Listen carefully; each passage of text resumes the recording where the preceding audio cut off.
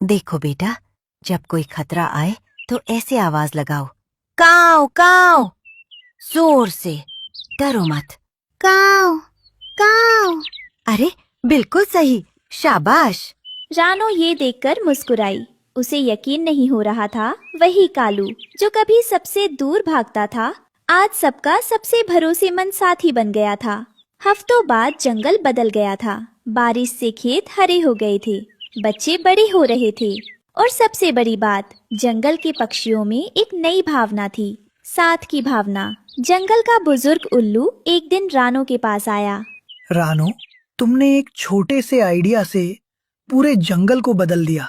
तुमने सिखाया कि अकेला चना भाड़ नहीं फोड़ता, पर जब सब मिलकर चलें तो पहाड़ भी हिल जाते हैं। उल्लू चाचा, मैंने कुछ नहीं किया, मैंने बस एक बीज बोया था।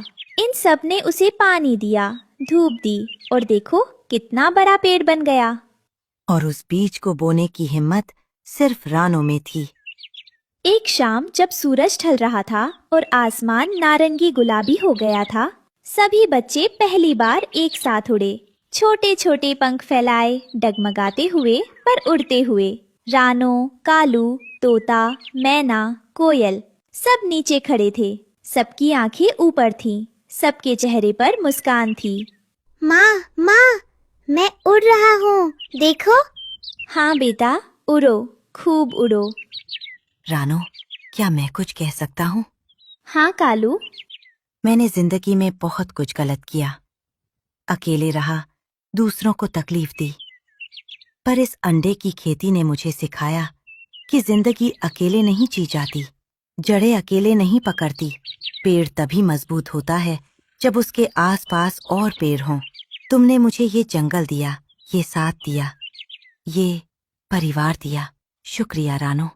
कालू, शुक्रिया तो मुझे करना चाहिए।